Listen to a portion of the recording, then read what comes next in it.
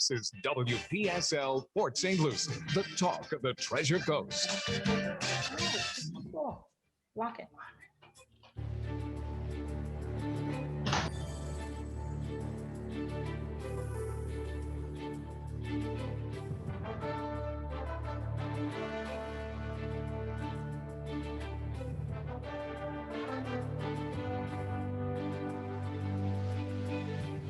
It's 11:08 at WPSL 1590, the talk of the Treasure Coast, and you are on the Victoria and Mike show here on WPSL. Good morning, folks. Good morning. How you doing? Hello there. Can you hear me? I got you fine. Michael, how are you? I'm doing great. Good morning, everybody. And I think, Michael, you have a disclaimer right off the top here. Oh, you're always keeping me in compliance. Thank you so much. Hey, my name is Michael Paulus. I'm with East Coast Mortgage Lenders. I am with a mortgage lender here on the Treasure Coast.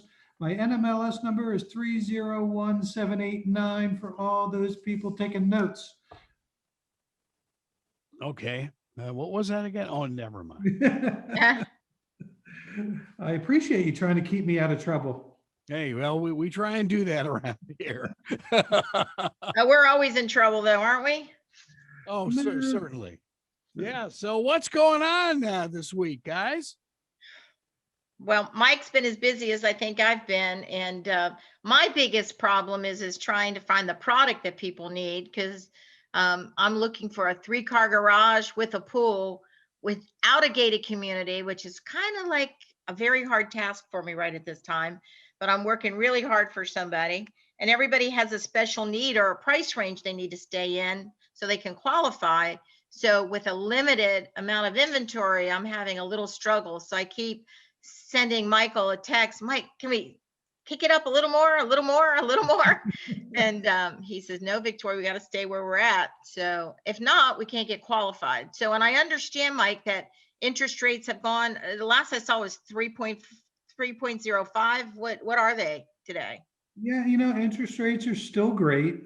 We have seen an uptick in the market. That mainly has to do with inflation numbers, and that's driving the interest rates up a little bit. Most people watch what the Fed Reserve Board does, and when they increase or decrease rates, most people kind of think that goes hand in hand with mortgage rates, and that is not the case. We pretty much mimic whatever the 10-year Treasury security does. So just to give you an example, at the beginning of the year, the 10-year T-bill, the yield was right around, 0.7, 0.8%. And today it's hovering around 1.6, 1.7%. So yeah, we've had a pretty significant rise in the 10-year, and that's put some upward pressure on interest rates. You could still get great interest rates. Listen, if you can get an 30-year fixed rate mortgage locked in the low 3s, that is a fantastic opportunity still. As we talked about, Mike, anything in a single digit to us is fabulous after 1987 when we were at 16 and 18%. And I sold out a huge project that sat there for 3 years and 8 weeks with 90 backups with cash. It was like unheard of at the time, but I was a troubleshooter for developers and went in and helped them sell out their projects. But the problem is, which I think that people don't understand is that it could knock off their ratios, right, Mike? That if the interest rates tick up and the payments get a little too high, then it knocks off their ratios. But if they put a little more cash down, can we change that? I mean, is there a way to balance that out? Yeah, as interest rates rise, it does obviously affects your mortgage payment. And a lot of people don't understand that we really don't qualify you for a loan amount. We don't, like, if you come to me and say, do I qualify for a $450,000 house? I can't tell you because I don't know what the taxes are. I don't know what the insurance are, because we qualify you for mortgage payment. So whatever you can cram into that payment that you qualify for is basically what you qualify for. So if you get something that may be a little newer, has some lower homeowners insurance premiums, then you might be able to qualify for that property, even though it's more of a higher sale price, just because the insurance could be significantly lower. And another thing too, home owners association fees and condo fees, we have to count that into the mortgage payment in order to qualify. So if you go in and you buy a condo with a $350 monthly condo fee, that would reduce what you qualify for pretty substantially. But to go back to your first question, Victoria, yeah, it is changing what people qualify for, and rather quickly. But unfortunately, throwing more money down as a down payment is probably not going to be the answer unless you have significant funds to throw down, because every $1,000 that you finance is only going to change the payment by about $4.25. So to reduce it by $40, you'd have to throw 10, 11, $12,000 down to offset that. Yeah, and that's where the problem lies. And that's where and this is where I'm telling people when they're going to purchase a home, is if you can qualify for a little higher payment, go for the house of your dreams for another $10,000. Because a lot of people say, oh my gosh, if I only had this, but that one's a little higher in price range, go for the higher one, because money's almost free right now at this low interest rate. But when we talk about maintenance fees, what it really kind of gets me is, even if I own a single family home, I'm going to have to get my grass cut. I'm going to have to pay for my water, my sewer, separately. So I'm going to be paying those bills anyway. So sometimes in these associations, I think they should take into consideration some of the fees that you're paying for in that, and not use the whole one, to be honest with you. I agree wholeheartedly. And to be honest with you, it's more of a convenience to have an association take care of those services than me. Just the only downside though is if you're tight on qualifying, it's unfair, but we have to count those HOA fees against you in your debt ratio. But if you pay them on your own, like you go hire the grass cutter to cut your lawn and the painter to paint your house, we don't count that into your ratios. And it is very unfair, but it's just the way it is. I think the problem is that, Mike, is that a lot of people just have never brought it up as an issue. So maybe in their minds, they don't even think of these things, because I'm going to have to pay a water bill, a sewer bill, and a lot of times that's included in that $350.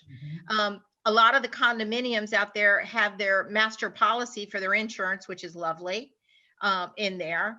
And so and trash is another thing that they usually include in some of those also. So when I have those fees that I'm going to be paying for a house anyway, the only thing is I can cut my own lawn, but it's kind of nice that, but most people don't. Most people pay at least $100 to get their grass cut or more, depending on how big their yard is. A lot of the potential buyers out there that I talk to, they do understand a lot of that. They know that if you don't have an HOA fee to pay, they're going to have to pay someone else to cut their lawn or cut it themselves. But I find that there's a lot more people out there that don't like the restrictions that are placed upon you in a homeowners association. Maybe you can touch on that. Well, I think that, let's talk about that. We just went to one of the developments. I won't mention any names, but you had to have a minimum of a 700 credit score. That's unheard of. Like you said, when I came to you and you did the mortgage for these people, you didn't even need a 700 credit score for them to be able to qualify for a mortgage. Why would somebody be able to say that this is a restriction that we're going to put on you? It's almost like, I feel like it's a form of discrimination towards the people that are, going into the developments. They already asked for credit reports. They already asked for a copy of a background check. They want first, last, and security to get into a rental now. So they're almost asking for more money and more documentation.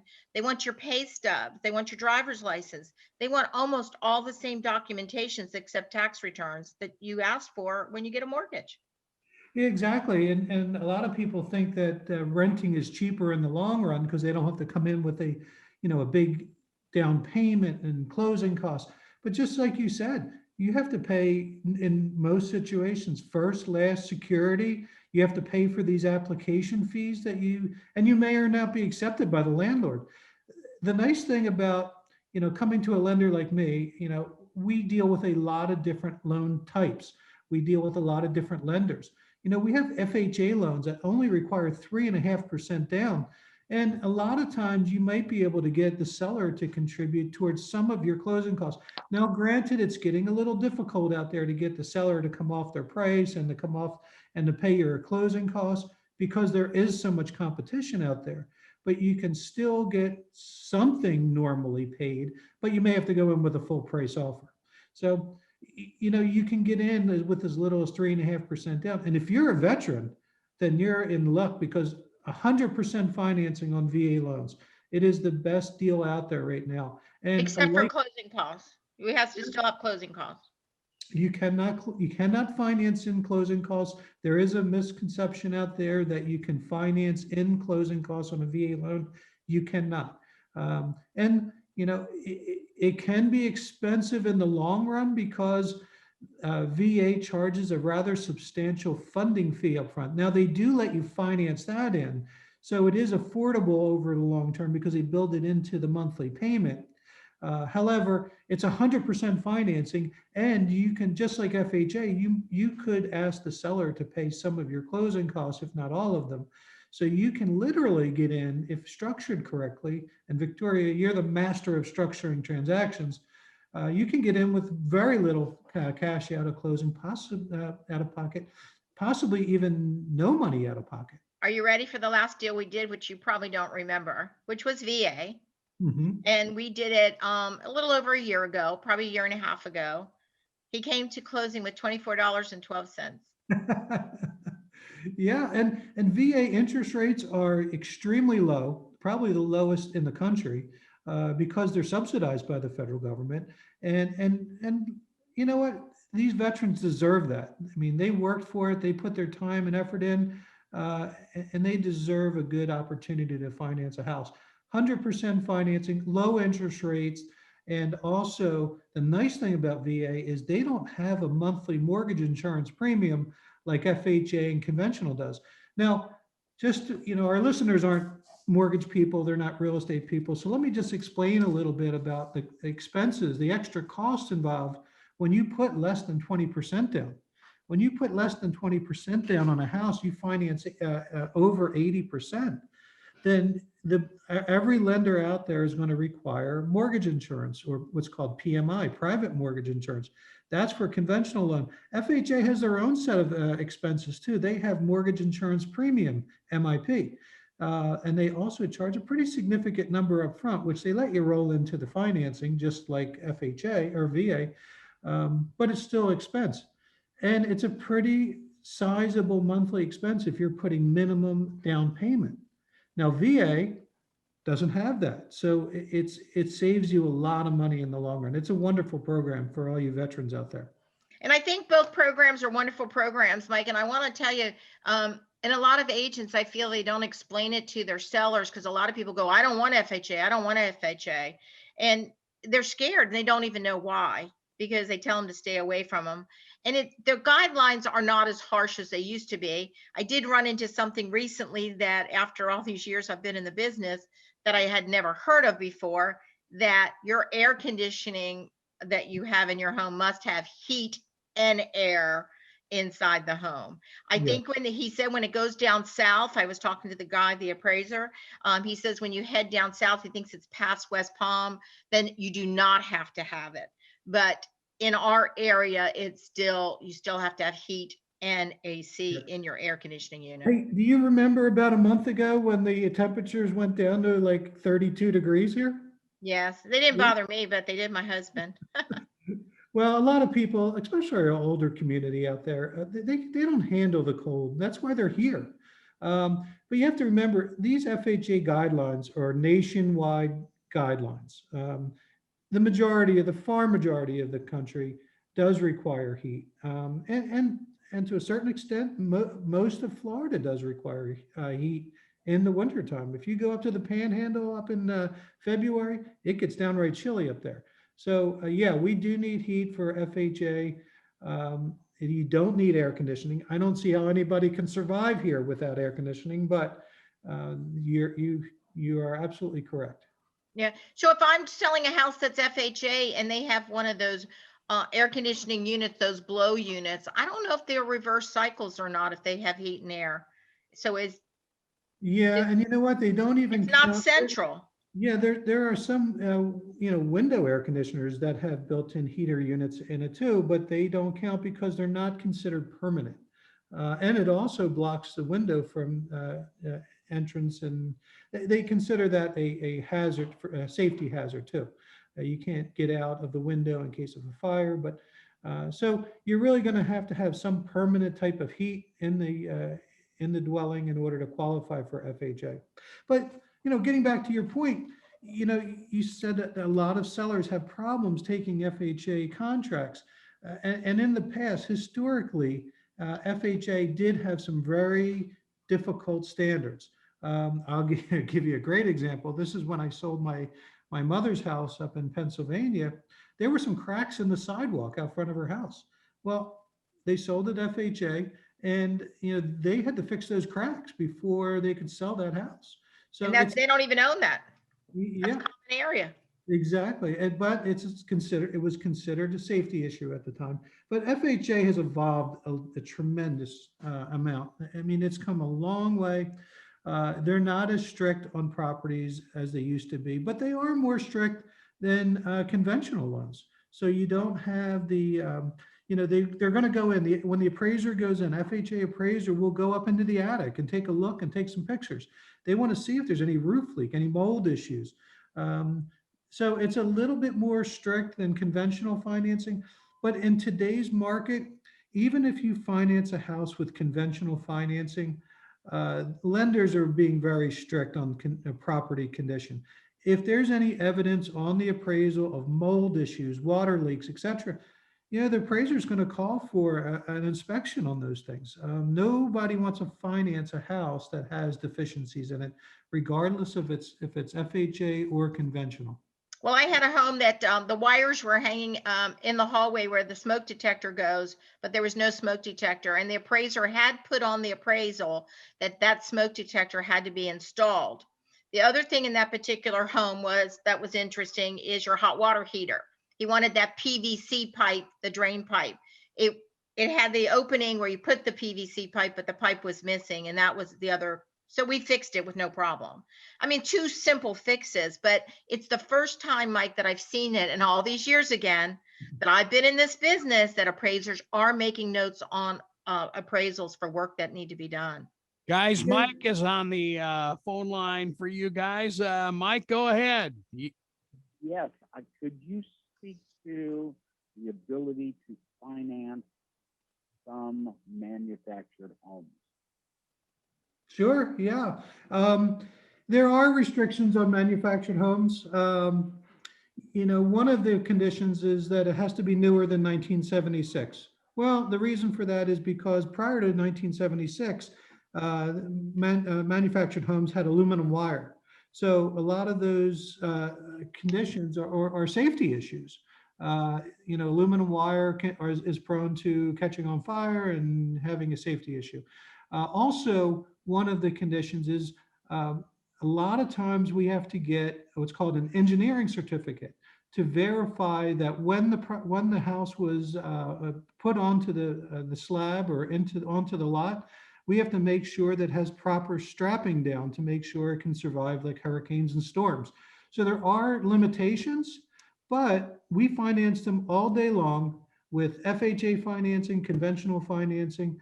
We do have some issues with some VA financing on manufactured homes, but yeah, we finance them all day long, and we can finance them all the way up to 95% on conventional loans and 96.5% with FHA loans. So we do maximum financing on these types of properties. You have to own the lot. You cannot own just the manufactured home, and rent and do lot rent. We do have some programs for those types of properties, but let me tell you, they're not easy to do. But yeah, manufactured homes all day long. I got a question with that too, and I'll get both mics. I'm going to talk to you. So there are some of these manufactured homes that are out there that you own a share. You actually own a share of all the land. It's not the full piece of land because everybody owns a share of the land. So when you do have a tax bill and you aren't paying a lease on it, so does that qualify as owning the land? No, it's not the same thing. It's what you're describing is very similar to a condo, and they do have condo lots for manufactured homes where you own a percentage of the total land that the condo owns. That's a very difficult animal to finance. We have to take a look at the bylaws. FHA is the best option for that because they look at they will even consider a 99-year lease. So a lot of these mobile home parks, you lease the property, but it's a 99-year lease. We have to look at the guidelines for that particular development to see if it qualifies. And everyone's different, so I can't say yes or no, but there are qualifying programs like that. Mike, was that answer your question? I think we lost him. Yep. Yeah, he's gone. I want to tell you another thing, Mike, is that I just recently closed on one, and the lady used her credit union up north to purchase at a manufacturer home. And the first thing they asked for was the engineering certificate. Thank goodness this company, this owner had one because she just updated everything inside her home. But if we did not have that, that could have cost a couple of $1,000s. Yeah, we had it wasn't funny, but it was an interesting situation. I financed a manufactured home down in the Keys, and it's pretty popular there because housing is so incredibly expensive. And you just cram in anything you can live in the smallest amount of space. But we had to actually get the appraiser to go out after the after the engineer went out to verify that the straps were placed in the correct spot. Because in this particular property, it didn't have ample strapping. It didn't even meet county code. Don't even know how they got a permit on it, but it was what it was. We had the engineer come out, and he said that additional strapping was required, had to get it installed. And then I had to send the appraiser back out to crawl under there.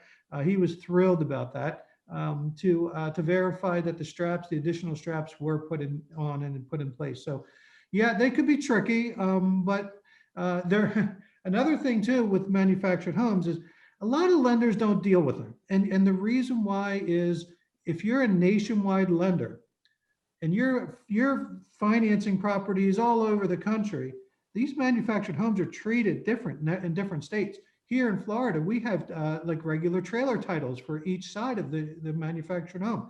That's another thing I didn't bring up. It has to be at least a double wide mobile home in order to finance them. Can't finance, it's very difficult to finance a single wide.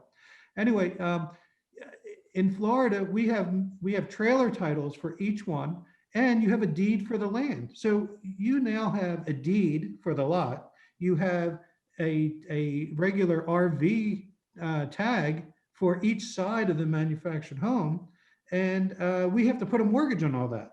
So a lot of lenders shy away because if it's not done properly, the collateral is unsellable. You can't sell the loan to Fannie Mae, Freddie Mac, FHA. So you have to kind of know what you're doing with manufactured homes, and that's why a lot of lenders do not do them. There you go. Okay, Paul, you are on with Victoria and Mike Paulus. Go ahead. Good morning. Question on, I guess, two pieces of property. I own the one with the home on it, and I also own the lot next door. I've been getting approached a lot about selling that open lot and going back and forth whether it would be better to keep it and sell the house with it as a package, or with the times being what they are, take the money and run and just stay in the house till we're ready to move, or what's your ideas on that? Well, you like neighbors? Well, that's the thing now. It's nice. It's open. It used to be all, cluttered, so you couldn't see through, but I had it all cleared. So now it's nice and open. But now I have to mow it because the grass grew. But it's nice for that fact. Nobody's there. Paul, it's going to be depending on the location, but the values of the lots have really gone up. If if I were you and you don't really want the lot anymore, I would take the money and run and stay where you are, because to try to replace your home that you have now is going to be a larger expense also. So where do you want to go and what do you want to do? So if you don't mind, I'd like to talk to you off air and give you some suggestions of what values are, so to see if it's even worth your while or not. If you have a figure in your mind that you think is a good figure that makes it worth your while, then it's worth it for you. So those are the things that we have to establish on what. Now remember, they're trying to steal these lots for you. That's why they're giving you all these letters. Oh, we'll pay cash, we'll do this, we'll do I that. don't know if you can reply to that, where, you know, from out of state, some in state and stuff, and it's almost like they want you to sign the stuff over to them before they even do anything. I said, I never even met you. I'm not going to sign it. I've given you something, you know, Yeah, there's restriction over your land. So Yeah, be careful, Paul, because they it's- will. They're tricky. They're tricky. and also, Paul, there's you know, Victoria can help you tremendously on what the value is, and she can protect you when you go to sell it by writing the proper contracts and everything. As far as a mortgage standpoint goes, does it add, the question is, does it add value to your current home? All right, well, as a mortgage lender, we cannot give you value, extra value, because that lot is a buildable lot.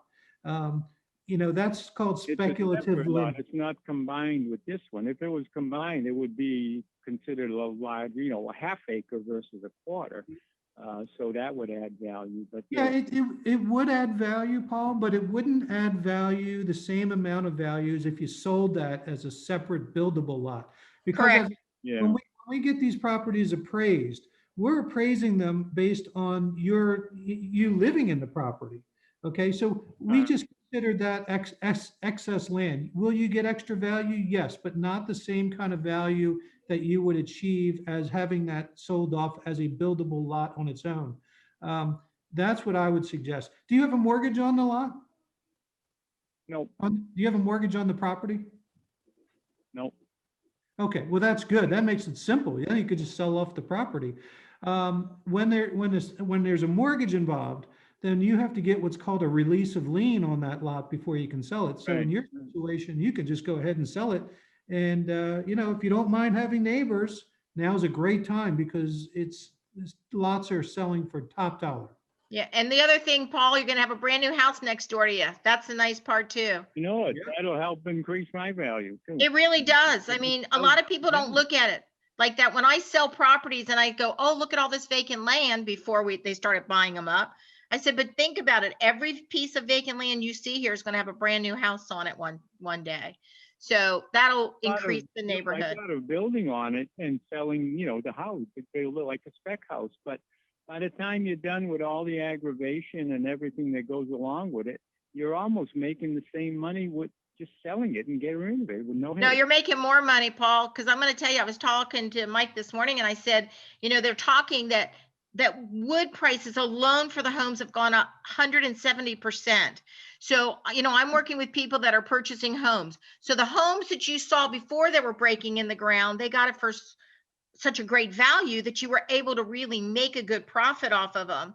But now it's so minimal. And if you have a builder that his contract says during those months that they're building your home, that when they get an increase, you get an increase, that's when you really can get in trouble. So not always is your price locked in at the time of a contract.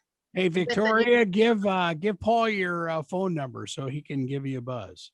Yeah, and get Paul's for me too, please. But Paul, my numbers, are you ready to write it down? Yes, ma'am. Tell me, you ready? 772 area code, Yep. 201 8740. Okay. And that's my cell phone. You can reach me anytime. Okay, and stay on and leave my number. Actually, if you want to call back and then leave your number with Julie at the front desk, that would be great. Yeah, that'd be great, Paul. Do that and I'll help you out. Thank you very much. I listen to you guys all the time. I thought you were going to disappear when Dan left, but you're back. Thank you. Well, you knew Dan left and you knew that Joe Martek had passed away. Oh, really? I didn't hear that one. Oh my He God. passed away from, well, COVID. He got COVID, but he had some respiratory problems and then had a stroke and he passed Oh, away on us. oh my God. I'm sorry. Yeah. So now you just got the little Italian and Michael. We're We'll find keeping the somebody. legend alive, though. But Paul, we're going to get I'll more come people back on our to one. show. We got some new insurance people we're talking to and some attorneys and different people that are going to come on our show with us. So stay tuned. We got a lot of exciting things coming for you. That sounds good. Paul, give us a buzz again and we'll get your number and then we'll send that along to Mike and Victoria. Do you want to give the number again, Michael, or you want me to for the people to call in? Okay, if you want to call into the show, or if you just have a question, you want to leave your phone number and we'll call you back, you can certainly do that. The number for the show is 772-340-1590, 772-340-1590. Feel free to call in. This is your show. If you have any questions or any input, we'd love to hear from you. And this is all free information. And usually you're on hold and you never even get a real person when you call. We're really real people. I can't believe it. Well, I got to tell you a funny story. I mean, you certainly hit the nail on the head, Victoria, because I've been trying, I have a VA question I've been trying to get answered since last Friday. I've been calling VA every day. I cannot get through. It is unbelievable, the customer service nowadays. And I get it. A lot of people are working from home, working remotely, so it's very difficult. But I tell you, I think that COVID is Latin for bad service nowadays.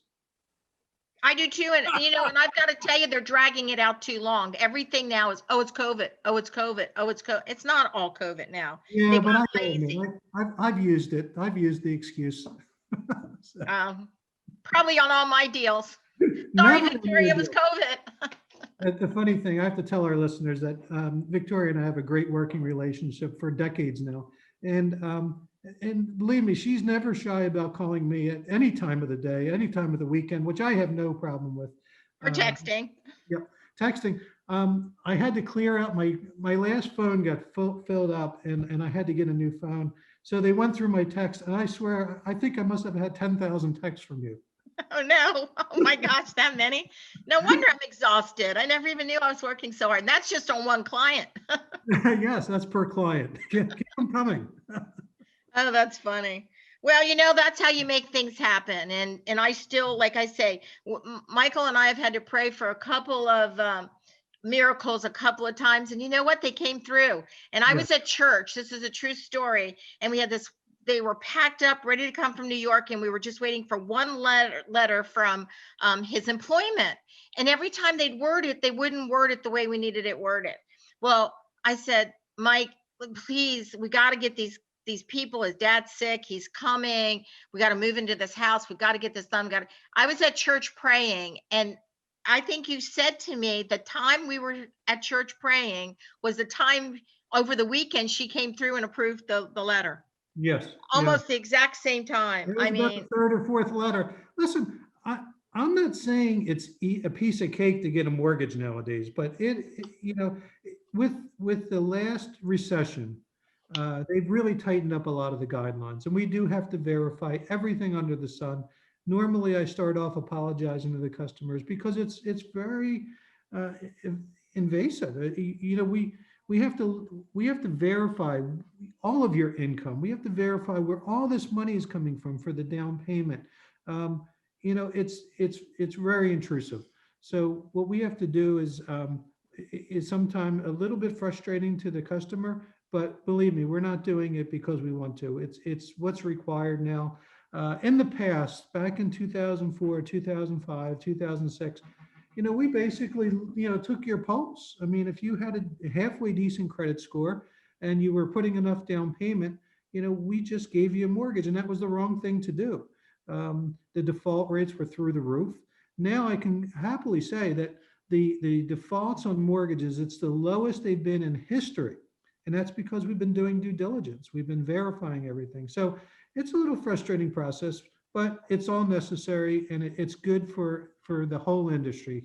Well, let's give a prime example. Now, really, you got to toot your horn here, Mike. You really have to. I've been doing this for over 40 years. And so I know what it's like when people say, I'm going to my lender and I'm going to go to my bank and I'm going to get a mortgage, Mhm. and they get denied and they don't understand why. So when they come to you as a mortgage lender and you're a mortgage broker, you're able to put together what they need and what to say so you can put the whole package together for them Yeah. without them coming back and saying, oh, I mean, we have some prime examples where people we're working with right now, as you know, that their debt ratio is a little too high until they sell their property to buy their new property. Their debt ratio is too high. The bank would say, I'll never give you a loan. Yeah, I had a huge success story yesterday. I mean, it was tremendously successful. A customer called me about 8 months before they were ready to buy, and this was yesterday. They're not looking to buy until August, September, possibly even towards the end of the year, and they were unsure about their credit. And it's a good thing they started when they did, because I pulled the credit report. And there were some challenges on it. There was, they went through some difficult times. It's totally understandable, but it gives them time to put all their ducks in a row to get things fixed. I gave them some tips on how to improve their credit, what to start doing right now to get themselves ready for 8 months. That's really when you need to start. You need to start really early in the process. Let's see what you qualify. If you're thinking about buying something, towards the end of this year, let's get you pre-qualified now, because you never know what might be on your credit report. You might not know what your debt ratio is. It's better to know now so you can get your ducks in a row when you're ready to buy. Well, that's the truth. You know how many calls I get when I talk to people and I said, have you been pre-qualified? And they say no. And then I ask if it's okay if you talk with them, and they give permission and we do so. But then I get people that say, oh, I'm not worried about that. But you have to be worried about that. You're going to go out there and look at homes, and you might not even be qualified to purchase in that price range, or you might be qualified to purchase something even larger and bigger than what you're looking for. So Exactly. until you know that, you're putting the cart before the horse.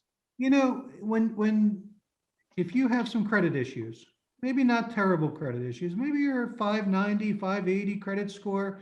If you call some of the big box lenders, you know what you hear when you call them? You hear click. They just don't want to, they have no opportunity. They don't want to take the time to put you in a position to buy later. I would rather have a stable, down the road, and help people. And this way, when they buy a property, they say, hey, Mike helped me get my act together to buy a house. And they remember that. They remember that more than your interest rate, more than anything else. Well, we They just had a remember that you successful helped them. closing like that. Exactly. And that's what it's about. It's about getting to the finish line, getting your dream home. And that's what we do as a team. Yeah, we're the dream team. Well, It's if in you're, real estate. yeah, if you're qualified for even more than what you're looking for, is that a mistake or no? Everyone's needs are different in real estate. I mean, Victoria can certainly attest to that. I mean, if you're a, empty nester now, and I mean, there's no real reason that you need a 4-bedroom house. So you get what you qualify for. You get you what, most importantly, you know what? In the long run, it's cheaper to get what's going to make you happy. Because if you buy a house that you're settling for, just because the payment is there, you know what? It's going to cost you more money in the long run, because 4 or 5 years from now, you're going to say, I shouldn't have bought this house. I should have bought that dream house I wanted. I'm going to sell it. Now you're paying closing costs on buying that house.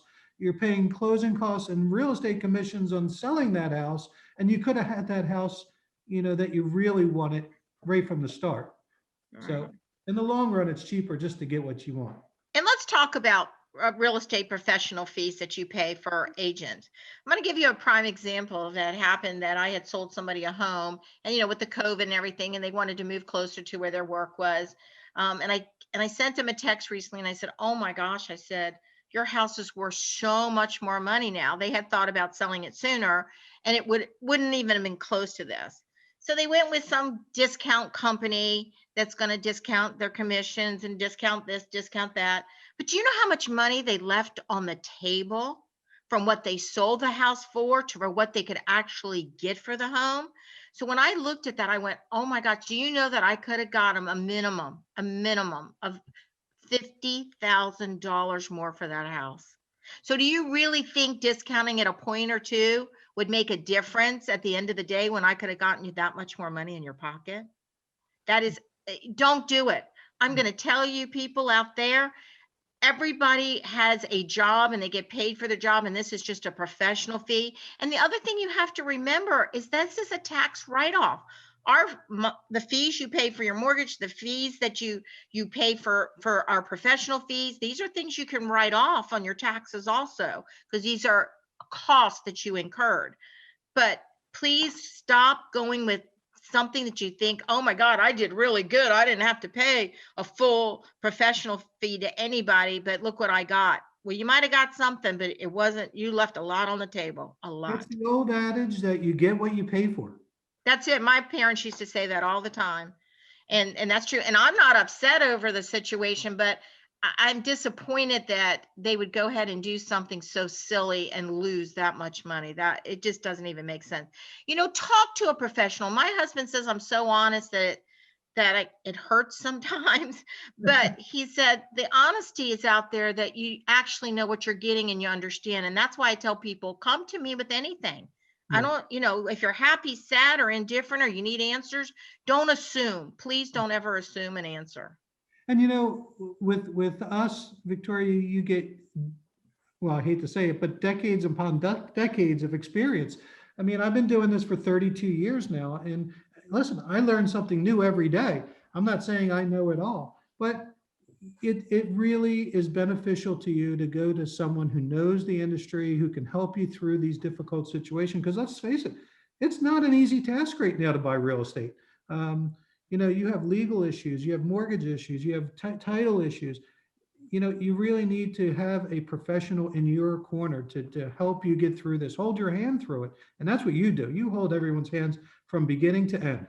Absolutely. And I do more than just real estate, as you know. I do take people to doctor's appointments. I mean, I've done it all. But, the interesting part that you're saying now, so I took a listing, and this goes back several years ago, maybe about 5 years ago, and the husband died and the wife got the property, but the way that they set it up, there was a problem. So now we had to go back to every child to sign off on this property because there was a mistake that was done. So many people go, oh, I'll go to the office supply store and I'll just do contracts and I'll do quick claim deeds. And you can't do that, because even though you filed it, it can be wrong. And one of the children was in jail. So it was very difficult to be able to get to the jail to have this son sign off of it so the wife could actually get her property back. Yeah. So it's pretty bad. You run into different situations every single day, and every day is a new challenge. And you need someone who has that experience that could do that. One thing that I just learned this past week is actually last Wednesday, out of the blue, Fannie Mae and Freddie Mac came out and announced that they're only going to purchase 7% of their total loans as investment properties and second homes. Now, to put that in proportion, right now, Fannie Mae and Freddie Mac, out of all their loans they generate and they buy, all the conventional loans basically out there, 14% of them are second home loans and their investment properties. Now they're cutting that limitation in half. So this is going to be a problem, come a couple months once the dust settles on buying a second home or buying an investment property, because they're going to increase the regulations, are going to increase the qualifications on these types of loans. So get ready. If you're looking to buy something in a second home market, or you're looking to buy an investment property, it's better to do that right now, because it's going to get a whole lot more difficult to buy those types of properties in the near future. Oh, really? Interesting. And that's and why do you think they're doing that? Why? Well, I think there's a push for them to get back to what they were established for, back in the day when Fannie Mae and Freddie Mac was established by the governments. These are government institutions that were set up to promote home ownership, not investment properties, not second home beach houses. And they've evolved into that. So they're trying to get away from that a little bit without trying to, disrupt the whole market. So what they're doing is they're limiting those, and it's going to drive up the prices of those types of loans. So getting an investment property, the interest rate's going to get a whole lot more expensive in the near future. Oh, interesting. Even to get a second home. And, in the past, historically, second home interest rates were the same as primary residence. But now you're going to probably see like a 0.5% higher on those types of mortgages, just because they're limiting on how many. They've never limited anything in the past. They've always just added interest rates and added fees to it. But this is a whole new animal now. They're actually limiting the total loan purchases by the government agencies to 7% of investment properties. So it's going to be interesting how this shakes out. So if you're going to buy something in that arena, you should really think Do it sooner. now. Later. Yeah. We're starting to see a lot of television, and even you hear it on the radio too. These commercials for timeshare. We can buy you out of your timeshare. Oh yeah. It's like, really? That's got to be a whole wild west situation. Yeah, don't try. I was a timeshare queen. I sold timeshare for years. I'm very familiar with timeshare. And you've got to be careful with these people. And I know of somebody that they did that to her and said, "Oh, don't worry, we're going to take care of it." Well, Mike had the experience. Look at what she went through, Mike, with the credit report. Now she has that ding on her credit report. And she wanted to buy a home, but what did it show it as more? Well, showed it as a foreclosure, because remember, when you get a timeshare loan, it's a mortgage, it's a loan against a percentage of real estate. So on your credit report, it's going to show as a foreclosure, and it's going to hurt your credit score. Now, listen, she was working with one of these companies that work to get you out of your timeshare. I don't know if they all work the same way, but this particular company, their answer to getting you out was just simply don't pay it. And that is not the best way to do it. It's an unfortunate situation. A lot of people get roped up in high pressure sales with these timeshares. And some of them work spectacular. They use them, and obviously no one used them this year, but you have to watch it. I mean, it's a lot of high pressure sales. Really take your time to contemplate that you want to sign on that dotted line, because it is a long-term commitment. And to get out of it, you basically have to give it away. And a lot of people don't even want to accept them because they have these very high maintenance fees. So in that situation, when I was dealing with Victoria's customer, they were delinquent on their loan and they were delinquent on their fees, because they didn't pay any of them. So it was a double whammy, and it hurt. We were able to resolve the situation and get them done, but it was a challenge, and they didn't end up with the best interest rate because of it. And I can say, I'm not going to poo-poo timeshare, because it's a luxury way of traveling. If you can afford it and you like to travel, it's the best way that you can go, because you get luxury accommodations for that value, which is excellent for what you pay per night. You're getting yourself this apartment and a nice suite, and it makes it very nice for you. So it is luxury. But I can say, if you want to sell timeshare, your best way to do it is to post the weeks that you have for sale in the newspaper in that area, because a lot of people are looking when they're to purchase, or wherever you live up north, saying, "Hey, do you want a retreat and get away? And this is what you can sell." So it's better for the owners to advertise it themselves to try to sell it. It's really your best way. And also, a lot of timeshare resorts will let you rent it out. So if you have a timeshare in a prime location in a prime week, and you can't utilize it, maybe because of COVID, and, maybe because of, you just don't have the funds to travel or take off from work, try renting it, because you'll get top dollar for it. And you can bank them also. You can bank a couple of weeks and have 4 weeks somewhere. Yeah. There's a lot. It depends on how your timeshare is rated. Yeah. So if you're rated high, you can almost do anything you want it. Yeah, and it's a lot cheaper to buy it from an individual than it is from the timeshare resort itself. Yes. That's very, very interesting. Yeah. But I didn't realize that if all of a sudden this company hadn't really taken care of it, that would ding your credit. Wow. Oh, yeah. Anytime you sign a contract and you owe on something and you don't pay on it, you're gonna get dinged. Yeah, and again, if you're going to sign up with one of these companies that get you out of these timeshare, ask questions. Ask, how do you do it? I mean, if it's just simply stop paying your payment, don't do that. Yeah. That hurts you in the long run. Yeah, they don't care. They're just taking a fee to telling you what to do, and they're gone with your money. So if it sounds too good, don't do it. Yeah, now if it's a reputable attorney firm that wants to review all your contracts to make sure everything was done properly, and try to find a loophole in your contract, that's a whole different animal. I don't disagree with that. But don't ever just stop paying because somebody told you to. Do your homework first. Find out what the ramifications of doing that before you do it. Absolutely. I agree. Hey, I just wanted to take a quick second to give my phone number. It's 772-285-0315, 772-285-0315. We got a couple callers today, and that was great. Thanks for calling in the show. But if you want to talk to me off air, get any kind of mortgage information, get pre-qualified for a mortgage, just call me on that number, and we'll be happy to assist you. And I'm Victoria Lloyd with Remax of Stewart. And my number is area code 772-201-8740. That's 201-8740. It's my cell phone, and you can call me at any time. And she means that. I do. Unless I'm too busy bugging Michael. Hey, Mike Paulus, where are you? At 2:30 in the morning, right? Yeah. Well, I didn't know he had his phone on. I thought it was on mute. That's like the State Farm commercial. Jake from State Farm. What do you wear? Yeah. That's it. Hey guys, great show.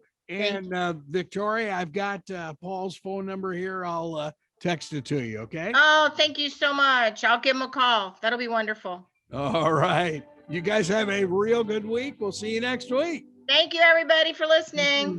Bye-bye.